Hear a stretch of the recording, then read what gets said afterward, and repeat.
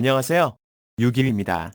한눈에 살펴보는 외환시장 이야기의 펀더멘털적인 부분은 유튜브 초기의 영상을 제작해서 올려져 있습니다. 그리고 기술적인 분석, 즉 차트 분석을 이야기해보고자 했으나 준비하는 데 시간이 많이 걸렸습니다. 늦어져서 죄송합니다. 그럼 한눈에 살펴보는 기술적 분석, 첫 번째 이야기 시작하겠습니다. 먼저 본격적인 기술적 분석을 배워보기 전에 기술적 분석이 무엇인지를 알아보고 시작하겠습니다. 기술적 분석이란 가격의 움직임을 그림으로 연구하는 학문입니다. 학문이라기보다는 일종의 기법이라고 해야 할 것 같습니다. 차트라는 가격의 흐름을 그림으로 표현한 것, 그리고 그 가격의 움직임이 어떤 특정한 모양을 가지는가를 살펴보는 것, 또 가격의 움직임을 수치화하고 그 숫자에 일정한 공식을 더해 지표를 만들고 그 지표를 바탕으로 지금의 가격이 높은가, 낮은가, 혹은 횡보하고 있는가 등을 알아내는 기법을 기술적 분석이라고 합니다. 이렇게 하기 위해서는 안문적으로 전제되는 기본적인 합의가 있습니다. 당연한 이야기겠지만 가격은 상승, 하락, 횡보라는 패턴을 항상 가진다는 것, 그리고 외부의 경제적인 요인들은 모두 차트라는 그림 속에 다 표현이 된다. 그래서 화면상에 보이는 그림만 보고 분석한다는 것입니다. 역시 당연한 이야기이지만 시장에 대한 선입관으로 상승이나 하락을 예측하지 않고 보이는 그림 그대로만 분석하고 시장에 역행하지 않는다는 것입니다. 그럼 우리는 이제부터 기술적 분석을 배워보겠습니다. 먼저 첫 번째 시간으로 차트의 종류와 그중 가장 쉽게 한눈에 살펴볼 수 있는 캔들스틱 차트를 배워보고 다음으로 추세라는 것, 그 추세를 바탕으로 지지하고 막아서는 저항이라는 것도 배워보겠습니다. 마지막으로 추세를 이루면서 움직이는 패턴을 공부하고 첫 번째 시간을 마치겠습니다. 두 번째 시간은 본격적인 데이터를 기반으로 시작하는 거래량과 미결제 약정, 그리고 각종 보조지표들을 공부해보고 끝으로 엘리어트 파동 이론을 간단히 살펴보고 마치겠습니다. 세 번째 시간은 지금까지 공부한 내용으로 간단한 시스템 트레이딩을 만들어보고 끝마치도록 하겠습니다. 각 파트 하나하나가 몇 시간씩 공부해야 하는 내용이지만 여기서는 제목 그대로 한눈에 간단히 살펴보는 기술적 분석이기 때문에 핵심만 딱 짚어보고 끝내도록 하겠습니다. 먼저 차트의 종류에 대해 배워보겠습니다. 차트는 크게 선차트, 바차트, 캔들스틱 차트로 나눌 수 있습니다. 선차트는 끝나는 가격이나 시작 가격 혹은 중간 가격 중 하나를 지정해서 그 가격을 선으로 그린 차트를 선차트라고 합니다. 가격의 움직임을 선 하나로 표현하기에 전체적인 흐름을 한눈에 파악하기는 쉽지만 세부적인 움직임을 파악하기에는 무리가 있는 차트입니다. 바차트는 선차트에서 조금 더 발전된 형태인데 시작 가격이 왼쪽에서 들어가고 정해진 시간 동안 가격의 움직임을 위아래로 선을 그렸다가 끝나는 가격이 오른쪽에서 나가도록 표시해주는 것이 바차트입니다. 선차트보다는 조금 더 가격의 움직임을 잘 관찰할 수 있기는 하지만 여전히 자세히 보아야 하는 어려움이 있습니다. 마지막으로 지금까지 가장 많이 사용되고 있는 캔들스틱 차트입니다. 일본에서 개발한 차트인데 시가, 종가, 그리고 발 길이, 색깔 등으로 가격의 움직임과 흐름을 한눈에 파악할 수 있다는 장점이 있습니다. 시각적으로 가장 상승 하락을 판별하기 쉽고 캔들 하나에 대한 세력 간의 힘겨루기를 이해하기 가장 좋은 차트입니다. 그럼 캔들스틱 차트를 더 이해해 보겠습니다. 대체로 몸통의 색깔이 빨간색 혹은 흰색인 것은 상승, 파란색 혹은 검은색은 하락을 나타냅니다. 시가의 위치에서 출발해서 종가가 올라가서 끝이 나면 위로 긴 빨간색 바가 생기는 것입니다. 반대로 시가에서 출발해서 종가가 시가보다 낮게 끝나면 파란색 바가 생기는 것입니다. 그런데 시가에서 출발해서 위로 상승했다가 다시 하락해서 시가보다 조금 높은 위치에서 끝이 나면 그림상의 팽형이 나오는 것입니다. 이런 앞모양으로 우리는 사고 파는 세력 간의 힘을 이해할 수 있는 것입니다.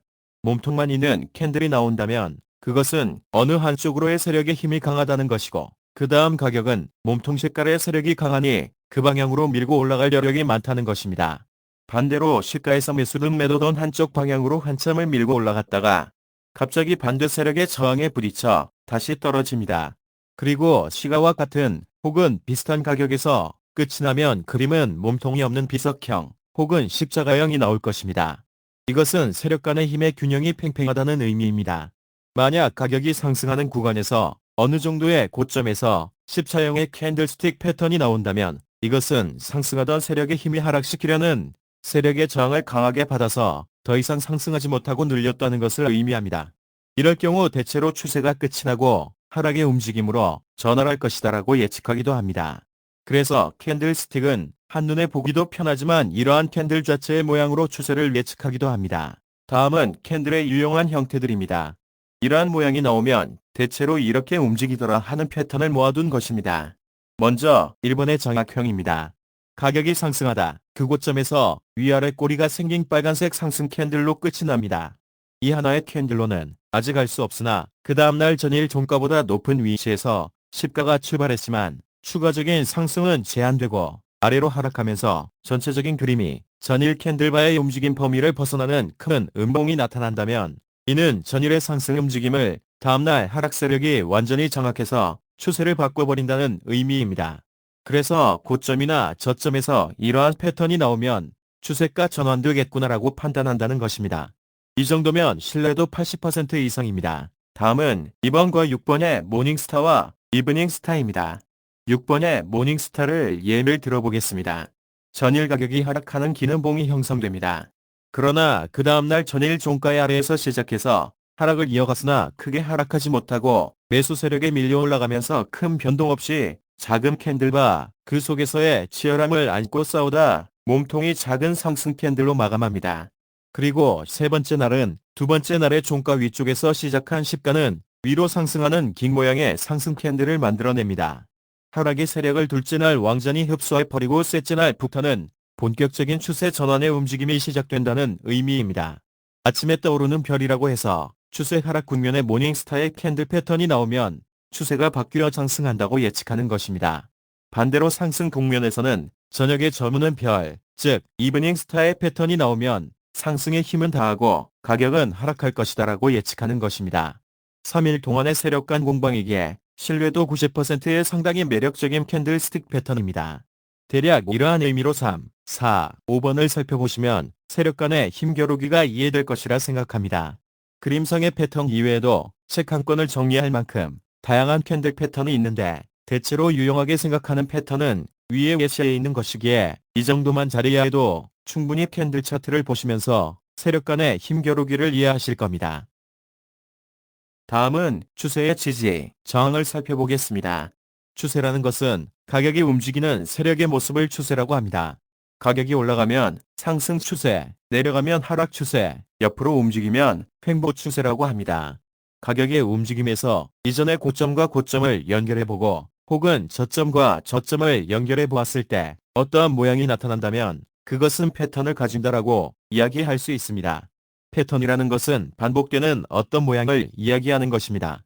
그리고 상승 추세에서 몇 개의 저점을 연결하면 그 선은 가격이 다시 하락했을 때 지지선 역할을 하는 것입니다.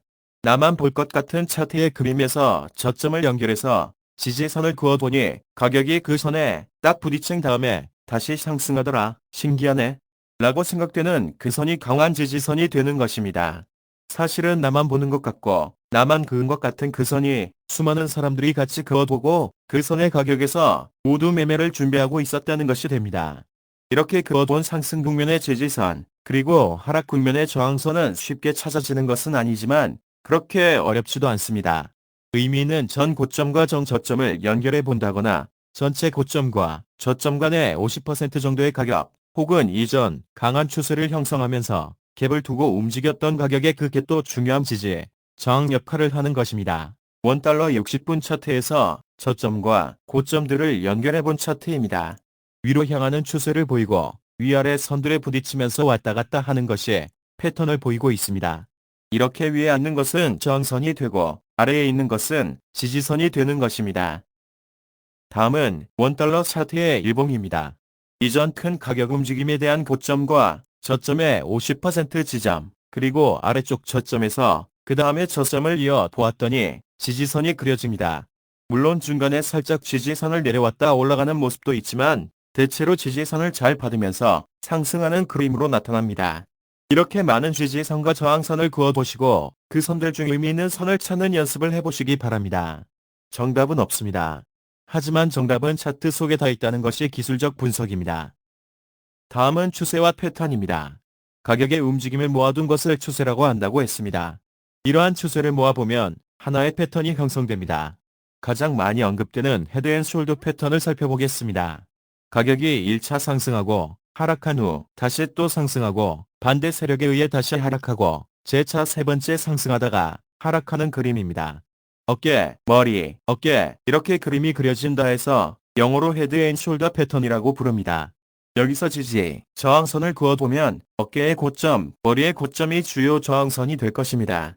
그리고 머리와 어깨 사이의 넥라인이라고 불리는 선은 주요 지지선이 될 것입니다. 가격이 상승하다가 1차 어깨를 만들고 재차 상승 후 2차 머리까지 올라갑니다. 여기서 힘이 밀려 세 번째 어깨를 만든 후 주요 지지선인 넥라인을 하향 돌파해서 아래로 내려가면 이제 상승 추세는 끝이 났다고 보는 것입니다. 이러한 패턴은 넥라인 돌파를 확인하는 것이 추세 전환의 주요한 포인트입니다. 마찬가지로 더블탑, 즉 두 개의 봉우리를 만든 후 하락하는 그림, 혹은 더블바텀, 두 개의 바닥을 만든 후 상승하는 패턴, 그리고 가격의 저점이 아래로 길게 라운드 형태로 전환하는 패턴 등은 주요한 추세 전환형 패턴으로 인식되기에 잘 익혀두시면 도움이 될 것입니다. 모든 패턴들은 상승 국면과 하락 국면, 양면으로 생각해보시면 이해가 되실 것입니다. 이상 6위의 한눈에 살펴보는 기술적 분석 그 첫 번째 이야기를 마치도록 하겠습니다.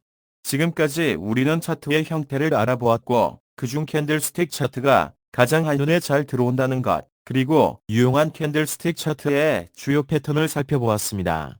또 추세선과 지지, 저항선을 그려보았고 전체 가격의 움직임에서 유용한 패턴들을 살펴보았습니다. 다음 시간에는 거래량과 보조지표, 그리고 복잡한 엘리어트 파동이론을 아주 간단히 살펴보겠습니다.